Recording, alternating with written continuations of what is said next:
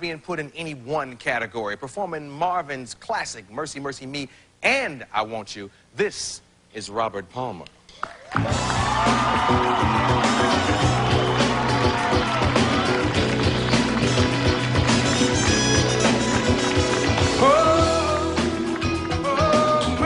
Mercy me. Oh, things ain't what they used to be. No, no. Where did all the blue skies go? Poison is the wind that blows from the north, west, south, and east. Oh, mercy, mercy me. Oh, things ain't what they used to be. No, no. Radiation underground and in the sky, animals and birds who live nearby or die. Oh, mercy, mercy me. Oh, things ain't what they used to be. What about this overcrowded land? How much more a piece from that can she stand?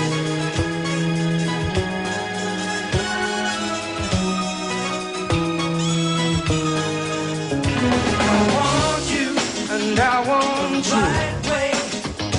I want you, but I want you to want me. Want me to. Want you to said want you to love me. Just like I want you. Ooh, ooh. Oh, I'll give you all the love you want in return. Darling, your happiness is all I crave. It's too bad, it's just too sad. You don't want me now, but I'm gonna change your mind some way, somehow.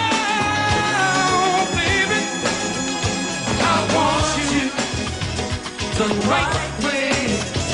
I want you, but I want you to want me. Want me to. I want you to want me, baby. Just like I want you. Ooh. Don't play with something you should cherish for life, baby.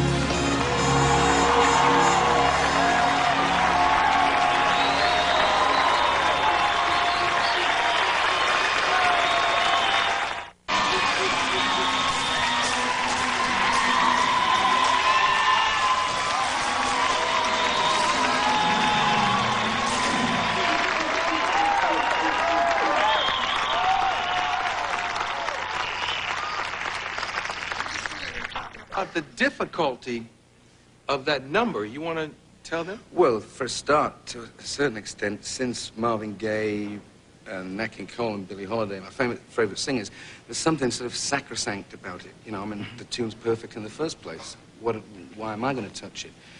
And I'd made a note to try and attempt it years ago, and then I guess over a period of time I got up the nerve, and there'd been enough time in between the release of it and trying to re-illuminate it. Mm-hmm. But Marvin Gaye's singing was incredibly technical, as well as super intensely emotional. So it's not the kind of stuff you go around the house whistling, you know, sing in the shower. When I'm in the studio working on the song, I can zone in on details, fix bits. I can even get as far as deciding I haven't done anything to it and erase it and say, okay, I didn't do anything to it, I didn't. But by the time I'd finished the recording of it, I was very pleased with it. But when it comes to performing it live, it's a real, it's extremely intense, and I was very nervous about doing it, you know. I mean, I guess if I'd have been out on the road for a while, which I think I was last time I came on here, it would be part of the repertoire, but just to work that one song up is like jumping in at the deep end. Anyway, I feel pretty good because I thought I did it all right. Yeah, yeah.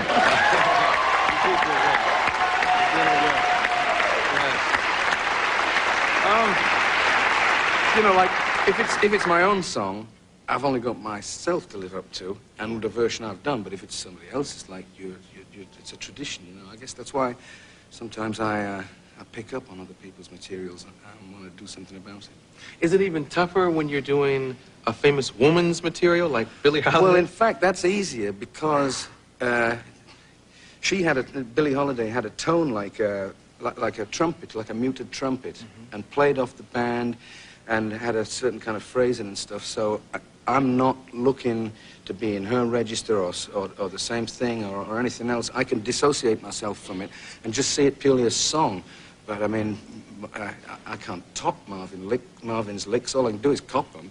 You know? Yeah, yeah. The thing was, he sang it in falsetto, and I'd do it in tenor. It was a silly idea, really, but... Marvin. I miss Marvin. Yeah.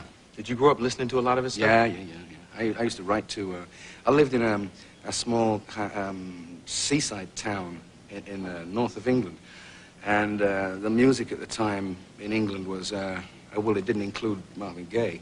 So I used to write to Stax, Motown, Volt, Atlantic, and have them send boxes of singles over, you know, and then I'd learn them with my group and play them, like, you know, before they were released. Yeah.